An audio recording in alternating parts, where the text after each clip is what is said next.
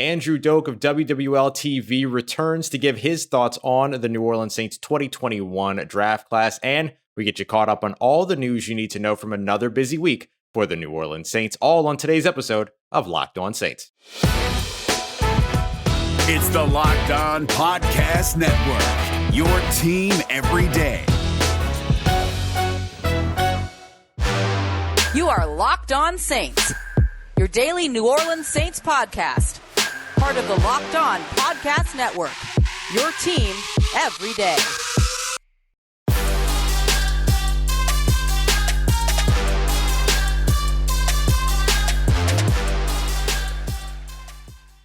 What is good, Who Dat Nation and Who Dat family? Welcome in to our Friday episode of Locked On Saints, part of the Locked On Podcast Network, your team every day. And don't forget, whether you're listening on your favorite podcast provider or watching on YouTube, that we're here with you every single Monday through Friday, 5 days a week, covering your New Orleans Saints. On today's episode, we're going to get started with In Case You Missed It, covering all the biggest stories from another busy week with the New Orleans Saints, including a big story around how the New Orleans Saints team culture continues to separate itself from others, this time thanks to a former player recently released. Then we're going to be joined by Andrew Doak of WWL-TV. He's returning this time to talk about the New Orleans Saints draft class and give his impressions on the rookies heading into 2021 New Orleans Saints training camp next month. As always, I'm your host, Ross Jackson, at Ross Jackson Nola on Twitter, co-managing editor over at CanalStreetChronicles.com, and your Tuesday co-host over at the National Locked On NFL podcast. We got all that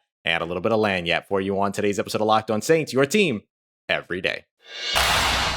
All right, family, getting started with today's episode, starting off with In Case You Missed It, our usual Friday segment to get you caught up on everything and the biggest stories of the week around your New Orleans Saints. If you want the biggest stories from around the NFL, go and check out the Peacock and Williamson NFL show on the Odyssey app or wherever you get your podcasts. So in case you missed it, both Drew Brees and Alvin Kamara making an impact on two major sports. Drew Brees and the restaurant that he works with, Walk-Ons, them as well as Dak Prescott entering in a sponsorship and partnership with the Senior Bowl, sponsoring the entire practice week, which when it comes down to the evaluation perspective is like the biggest part of the Senior Bowl is that practice week. Getting to see players make adjustments, getting to see players that stand out in practice, that becomes a huge part of the evaluation process. So now you end up attaching this big name to it, these big names to it. A guy like Dak Prescott, who was a Senior Bowl MVP at one point, and then, of course, Drew Brees, who is utilizing his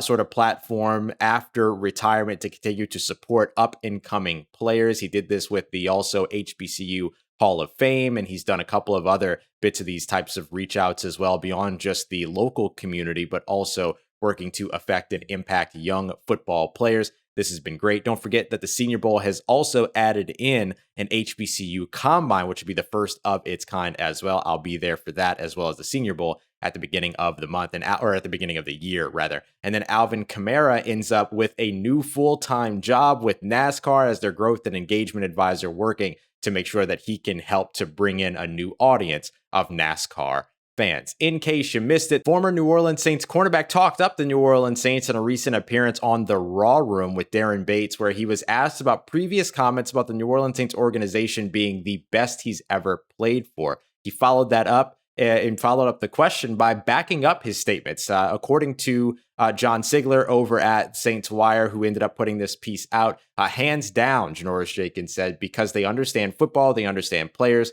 They don't look to kill their guys, beat their guys down, or have their guys prove a point, like around camp time. Now, they'll work, don't get me wrong, but they know how to take care of their players. And this comes down to just a complete juxtaposition to what we're hearing across the NFL in other circumstances. Think back to Aaron Rodgers' specific comments about the Green Bay Packers organization and the leadership there not paying attention to the player, the person, outside of just football. You're hearing something very different from even a recently released player who could very well have been disgruntled by the New Orleans Saints for being released, although it was for cap situations. It's a business. I think everybody gets it, but could easily have it out for the New Orleans Saints, but instead still reps them as the best organization he's ever been a part of. And in case you missed it, Mickey Loomis giving some love back to Janoris Jenkins. These two things completely unrelated to one another, but he was on WWL radio. Mickey Loomis, the general manager for the New Orleans Saints, was, and he was talking about the Saints salary cap situation as well as the cornerback position,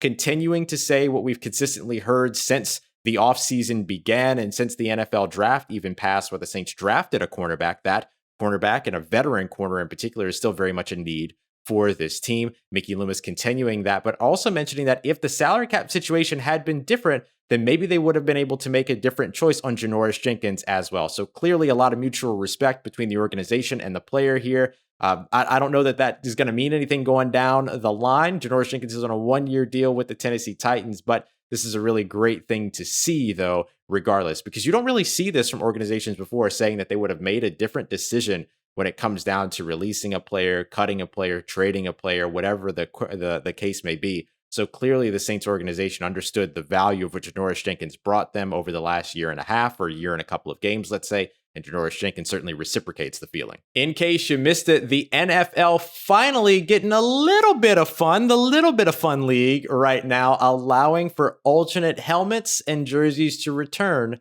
in the 2022 season, including the return of throwbacks. So a lot of us have been talking on social media about New Orleans Saints helmets that could potentially make a return, the classic 90s style with the thinner but larger fleur-de-lis. You could also look at the different shades of gold, of course, that they've seen. The very short-lived preseason black helmet with the gold fleur-de-lis could potentially make a return, or an entirely alternative helmet that matches maybe the color rush could be a very cool route to go as well. So something to keep an eye out on going into the 2022 season. I do believe that teams have to make the sort of decision about whether or not they're going to utilize those helmets by the end of the month, if they're going, or by the end of next month, if they're going to use them in 2022, I'm sure for manufacturing purposes and things like that, though that decision probably won't be made public. Still something that maybe we might get a little bit of a glimpse into sooner rather than later. And finally, in case you missed it, the New Orleans Saints have a new voice. Zach Strief, the 2020, our most recent voice of the New Orleans Saints in the booth with Deuce McAllister, has returned to the Saints on a team basis as the assistant offensive line coach, and that position in the booth had opened up for the play-by-play analyst. Well, now it has been filled by WWL Radio's Mike Hoss. Now, of course, he has been in the radio business for over 3 decades and absolutely deserves this honor. He was one of the earliest names to pop up as maybe a front runner in this conversation. He told NewOrleansSaints.com that it is an honor of a lifetime, that he understands and also reciprocates, along with Deuce McAllister, the passion that the fan base has. Now, he has a ton of experience, so it's going to be a lot of fun watching Mike and Deuce in the booth calling your New Orleans Saints games moving forward, starting in the 2021 season. All right, y'all, coming up next, we're going to be joined by our good friend Andrew Doak of WWL-TV to talk a little bit about the New Orleans Saints 2021 draft class. He visited us before the draft. Now he's coming through to give some insight on all 6 of the players that were selected by the Saints. We've got that coming up for you as we continue on with today's episode of Locked On Saints, part of Locked On Podcast Network, your team every day. All right, y'all, we have a busy weekend ahead of us in sports. So if you want to get in on that action, go and check out our friends and exclusive betting partners, BetOnline.ag. Whatever the action is that you want to get in on, they're going to help you do it, and we're going to help you get a little bit of a head start with it as well. So if you want to get in on the MLB action, the NBA playoffs, the NHL Stanley Cup starting to take shape, or all of the other things that are going on over the course of the weekend, just head over to betonline.ag, sign up for your free account today. And when you put down the money that you use to bet with, make sure to use the promo code LOCKEDON, LOCKEDON. That's going to give you a 50% welcome bonus on your very first deposit. So if you put down 100, they're going to give you an extra 50 on top of that in free play. So check them out. 50% with the promo code LOCKED ON over at betonline.ag. BetOnline, your online sportsbook experts. All right, y'all, we are joined on today's episode of Locked On Saints by our good friend from WWL-TV, Andrew Doak. You heard him here before the draft. Now we get to revisit a little bit as well. Andrew, thanks so much for coming back and joining us for another episode of Locked On Saints, brother. Good to see you. Thanks, man. I feel like I led everyone astray, like whenever we did the draft preview last time, because obviously I'm an idiot. They didn't draft a corner; they just went with a defensive end. I'm sitting there, like probably like other people, being like, "What the heck's going on here?" But Look, hopefully, we all he's thought a it was going to stud. be a corner, though. I really did. And they Yeah. obviously still need a corner, so it's not like it wasn't a need. Right. But obviously, whatever Mickey Loomis and them were thinking, it wasn't what we were thinking. Yeah, absolutely. I So mean, like you said, maybe Payton Turner turns out to be a stud. I mean, certainly they've been very good at drafting in the trenches over the last little yeah, bit, but let's stay with that cornerback through line. The day of the draft, day one, we're hearing all these reports that the Saints are looking at trading up to get into the top 10 to draft a corner. What was kind of running through your mind as all that news was breaking? well, once they kind of made the early run on corners and whatnot, Hmm. I mean, I thought you would probably have to give up an arm and a leg if you were the Saints to, move into the what was it like ninth? I think Yeah. was where Surtain went off the board, or maybe it Hmm. was it Horn that went first? I can't remember. It It feels was like a ages Horn that now. went first at 8 to Carolina, and then the Broncos took Surtain at 9. At 9, and so Yeah. it sounded like if I remember Mickey Loomis saying like they were going to just have to give up what he called like a king's ransom Yeah. to get to 9 with Denver because that's where they were looking at right there. So yeah, I mean they're so up against the salary cap right now. I mean it feels like if you give away some of these draft picks, you're just kind of mortgaging some of your future. So um, I've been more interested like recently when they brought guys in like in free agency because it seems like they're going to have to do that. Like Drake Kirkpatrick comes in like a couple weeks back. You Hmm. never really hear anything about that, but um, it's definitely cliche to say. I guess they went with the best player available in Payton Turner. To be honest with you, like I didn't know who the heck the guy was. Like Yeah. I had to look him up. But that being said, um, physically he looks pretty gifted, and the reality is like Marcus Davenport hasn't been that great. He hasn't been bad, but he hasn't been like worthy of the 13th overall pick. Sure. So I don't know. Maybe he's somebody who they feel like if they create some competition for him, that'll light a fire underneath them. But um, then obviously you lost another defensive end in free agency this offseason too. So Yeah. I don't know. I'm cautiously optimistic about somebody like Payton Turner, but I'm also cautiously optimistic about somebody like Marcus Davenport. So Yeah, like I don't know. sure. We'll see if they can create some pressure. The one thing that I feel like I'm worried about though is that like Cam Jordan is going to be 32 this year. Like, Hmm. like I wonder they haven't like mentioned how much they're worried about him, but like Hmm. when you look at his numbers last season, like they kind of dipped a little bit. So Yeah. I wonder legitimately how worried they are about like him falling off a little bit of a cliff. Like as he's not old. I mean, I just turned 30. It's not like 30 is old, but in sports years, it's kind of old. It's like Yeah. Yeah. 32. Yeah, I So mean, you get to the point of the conversation, right, to where you're talking about players being on the other side of 30, and then yeah, all of a sudden you start seeing depreciating value in terms of the conversation around those players. You're right. Cam Jordan's numbers were down a little bit last year. He was coming off of an offseason surgery and all those other things that were probably a part of that as well. And I mean, we know Cam. Like Cam always talk about how he wants to be better than he is. And so I'm sure that he looks at 2020 as a season that he wants to rebound from. But you understand the Saints' position here probably from making sure that they protect themselves in terms of regardless of whether or not Cam Jordan drops off in the next 2 years, still having a replacement potential in the building with a guy like Payton Turner 4 or 5 years down the line. I feel like with Cam Jordan, like he's someone who going into last season, if I remember correctly, like even though it was a weird COVID year Hmm. and everybody's not having the same preparation going into that season, like I remember him feeling like he was in his best shape that he'd been Hmm. in a while. And so, like, I just don't know how, if defenses were playing him different and Hmm. he's getting different looks. And so that was freeing up the other side. Um, Maybe that's a part of it too. But Yeah. yeah, I mean, it does concern me a little bit that like the year previous, he had like a stellar year. And you looked at his past season, and again, coming off an injury, I get that. But it just wasn't his best year overall. And so that Yeah, is something definitely. that I think you should kind of keep an eye on moving forward here because like he's been someone who's been like an Iron Man Hmm. from a rep like a play standpoint. Like they rarely take that dude off the field. Like he's Right. playing like 95% of the snaps, if not more. And defensively, like you look at other guys, like they aren't playing him that same way. Like Mario Davis, when you look at him like with the Jets compared to like when he came to New Orleans, like they scaled back his plays big Hmm. time. So or his snaps rather. And that they they really haven't done that with Cam Jordan. I'm sure that they're probably thinking about that going into this season. That's not really been Yeah. something that they've really weighed as much in the future, because he's been someone who has been efficient, even when you leave him on the field for 70 snaps.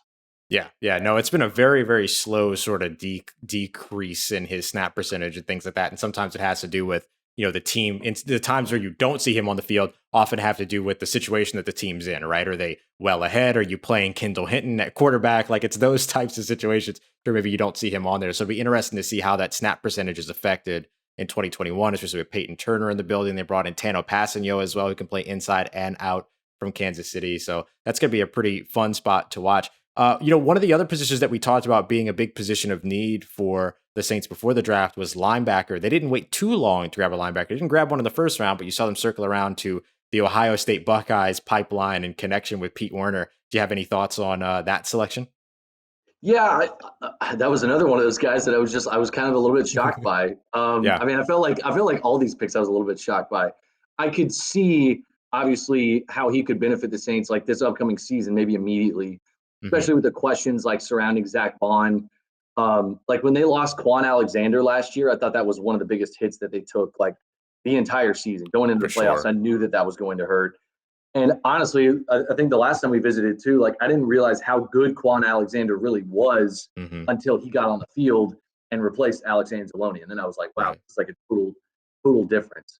So hopefully like Demario Davis is able to hide some of those like rookie learning mistakes that like everybody's going to run into. Or if it's someone like Zach Bond, even in his second year, he's never really seen, a starting role before. Maybe he can help alleviate some of those issues that they have if they're going to play some more snaps. But I mean, the middle of the defense, like the past season, I feel like has been one of their huge strengths. And now they're finally having to figure out, we've got to play guys right away. And are we going to hit on them right away? Like in 2017, where they had like this great draft and they took some chances on some guys. Like Alvin Kamara wasn't somebody who I feel like many people were sitting there thinking was going to end up being a stud. Right. At least not at the level that he's at right now.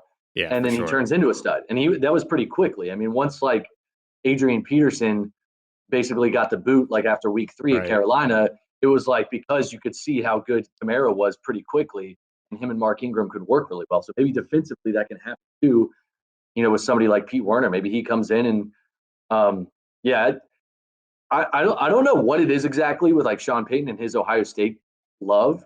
But he obviously likes how they build their players there and likes the Big Ten style. I mean, even though people kind of joke about it being Ohio State, like you could definitely see there's a Big Ten connection that he loves just based on some of the past draft picks that he's made too. And to be honest with you, if I was a coach or a GM, like with someone like Ryan Ramczyk coming from Wisconsin, like if I would literally draft like offensive and defensive linemen from like Wisconsin or somewhere like that, like every year. That's just what I would do. I'd be like, was he that great? But did he play at Wisconsin? Yeah, we're drafting him. Right. I so quickly bought into Wisconsin as also offensive line university, like immediately when we saw Ryan Ramczyk. I was immediately there with it. Yeah, no, 100%. I mean, I think they just eat like mashed potatoes and corn and like steaks every night. That's just, they're very high in starch and steak and meat. And they're just like, that's just what we eat in the Midwest. All right, y'all. More with Andrew on the way. Going to be talking about Paulson Adebo and the day 3 guys here as we continue on with another episode of Locked On Saints. Want to give a big shout out to our good friends over at rockauto.com, making whatever it is that you need for your car, truck, or otherwise type of vehicle, whatever it might be, super simple with their expansive catalog over at rockauto.com. Doesn't matter if you're looking for floor mats, for oil, for a new engine, whatever it is that you might be looking for, you can find it, you can get it. A tailgate, for instance, over at rockauto.com, and they'll have it shipped directly to your door without the hassle of having to deal with any of the in-store type situations that you might be able to find around the corner, where they're going to charge you more and make you wait around just to tell you that they don't have the part, but they'll order it for you anyway. Just go ahead and knock out the middleman. Head over to rockauto.com. Let them know your make, your model, and the year, what part you're looking for, and you're going to get several options. And just to help them out a little bit more as well, don't forget that they are a family business that have been helping auto parts customers for over 20 years. So they're a great organization to support as well. Now, when you're there, don't forget to let them know that Locked On sent you. We're writing Locked On in the How'd You Hear About Us section. Amazing selection, reliably low prices, all the parts that you need at rockauto.com. Speaking of what you need, get what you need to be able to make it through your day over at builtbar.com, the best tasting protein bar on the market, the protein bar that tastes like a candy bar. You got a flawless, absolutely flawless endorsement of them on yesterday's episode with Dylan Sanders, who came through. He ate some of those when we were in Mobile at the Senior Bowl. Absolutely loved them. He said that his favorite was peanut butter brownie. Mine is definitely mint brownie, or that upcoming grasshopper cookie flavor that you might see very soon. 9 delicious regular sort of flavors that you'll see all year round, but then also a bunch of rotating limited edition flavors that you can only find by going to the website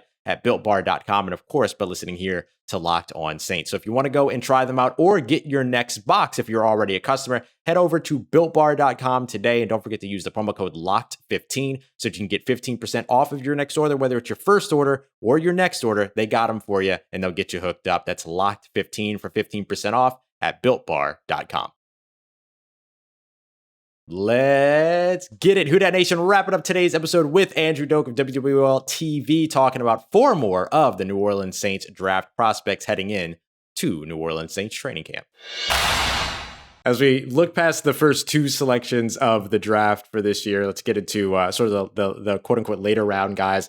3rd round cornerback Paulson Adebo. I was really high on Paulson Adebo going into this draft. I was super excited to see the Saints select him because he opted out of that 2020 season, but before the 2018 or coming out of the 2019 season, he was still somebody that was looked at as being a fringe first round cornerback. Then he opted out of 2020, and then now here he is getting drafted by the Saints at in the 3rd round. I still think though that going back to one of the things that you had mentioned earlier, where you talk about the veteran cornerback presence, it seems that they still might want to invest in that cornerback presence. We certainly keep hearing that from the likes of Mickey Loomis, Sean Payton, and others.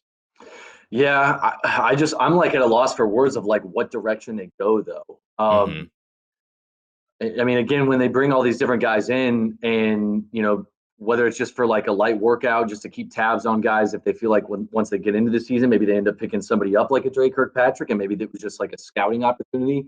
But to me, that says that you bring somebody in for a workout, and you feel like what we have in the building, is not worth the cost of like using the $5 million in change or whatever that they have left with the salary cap to go get somebody else. But then I sit there like the other day, and I'm talking to Cam Jordan, like he had like a kids camp in town the other day, and he's saying that he thinks that like CJ Gardner-Johnson could go play corner for them tomorrow.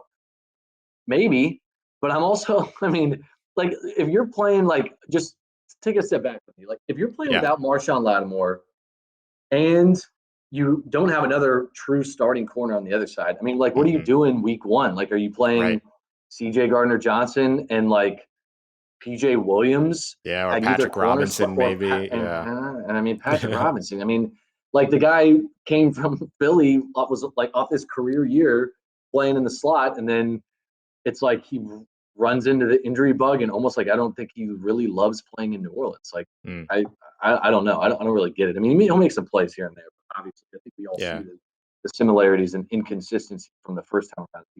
So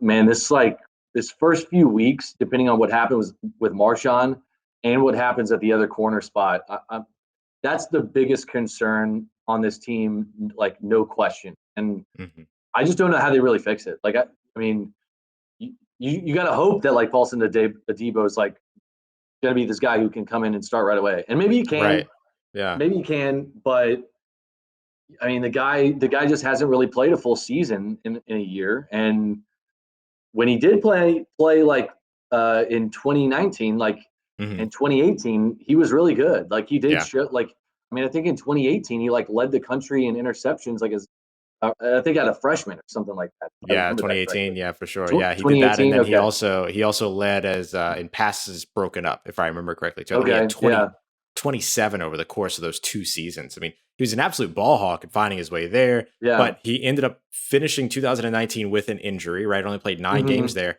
and then so he hasn't played football since like November of 2019. So I think that's where you kind of raise the flag a little bit about it'd be great to get maybe that veteran there to be around, so that you're not just like throwing him to the wolves in the NFL, when he hasn't played for nearly 2 years by the time you get to September 12th. I think out of all of those, Ian Book might have been the most surprising one in day 3. I was literally on a live stream, Andrew. I was literally on a live stream.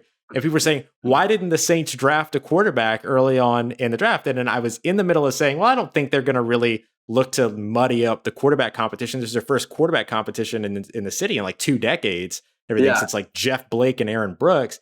I don't know that they're really going to murky up the waters here. And then immediately they draft Ian Book. However, I don't think that he murkies up the waters. I think he's somebody that looks to be maybe a young backup at best to start his career. I would agree. And honestly, the more that I thought about it, like remembering back, like how I looked at it is, in theory, if Jameis Winston, who is still the favorite in my opinion to win the starting quarterback job, if he is the quarterback, and then you have someone like Taysom Hill who can be your jack of all trades, can be your wild card, that role that you've had him in the last few years, he's at risk like every play. I mean, he's taking shots like any other normal running back or tight end or receiver, whatever you want to look at him as.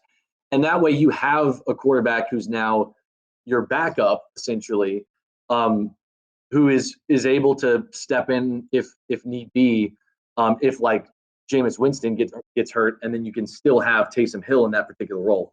If it was early in the season, I'm not expecting, though, Ian Book to step in and Taysom Hill to remain in that same role, but it still gives you the flexibility to put Taysom Hill in a more risky position, and then you're also paying this guy way less money than you would be paying anybody else in free agency. So the other couple of guys, Landon Young, offensive lineman out of Kentucky, Kawaan Baker, I think, I'm taking kind of the wait and see approach with both of them. I think Kawaan Baker could be one of those big, wide receiver camp standouts that we get every year. But outside of that, it's more of a wait and see approach with these guys. Do you agree, or do you see something else there? No, I would agree. Who was the guy, the receiver like 2 years ago? Emmanuel Butler. Emmanuel Butler, that's him. Yeah, he could be an Emmanuel Butler. And we were so hyped about Emmanuel Butler. Man. And then is he on the team anymore? Is he on the practice squad? He's not on a team right now. He's not on a team right now. Yeah. I mean, it just goes to show you, right? Like, I mean, some of that might have to do with like 2020 being the year that it was, the season that it was, all of that. Like, of course, that could play a factor. But if you don't also play special teams, and that was the big thing with New Orleans when it came to Emmanuel Butler, and that's true across the NFL. If you're an undrafted free agent and you don't bring value in special teams, it's tougher to make the roster. Kawaan Baker at least brings that special teams value, but that's a huge part of all of that equation. It's tough to find a Marcus Colston out of Hofstra in the late rounds. I mean, Zach Strief. I mean, those guys are hard to find. So I think those are the two names that get evoked the most whenever I talk about Landon Young or I talk about Kawaan Baker, because they're 6th, 7th round offensive linemen and wide receivers. And it's like, okay, but just pump the brakes to see what happens. Yeah, I will be on the Kawaan Baker hype train. I'm not going to lie. I'm going to be there. I know that for sure. Hey, hype it up. If he's making plays in camp, I mean, fans are going to be back, so they need something to talk about. So that's right. Or we hope fans will be back. I should say they're allowed to be back. All right, family. One more big thank you to Andrew Doak at @AndrewDoak_WWL on Twitter. Always a pleasure to have him here on the show. We'll have a couple more pieces of our conversation over the course of next week, as well as we look ahead to the quarterback battle and other training camp battles that are going to be worth your attention. So we have another busy week right along the way, right around the corner here after the weekend, Monday through Friday here, still with you 5 days a week, even throughout the offseason here on Locked On Saints. Now that you've got your Saints news, go and get your sports news with the Locked On Today podcast, wherever you get your podcasts. I appreciate you, as always, for everything that you do, for rating, reviewing, liking, subscribing, watching, listening, whatever it is that you've done to help grow this family. I can't thank you enough, but I will tell you that I'm always here with you every single Monday through Friday with Locked On Saints. You can always hit me up as well on Twitter at Ross Jackson, NOLA. Hit me up. Let me know how the family's doing. Let me know how you're living. Let me know how your mom and them and trust you, that nation. I'll holla at you.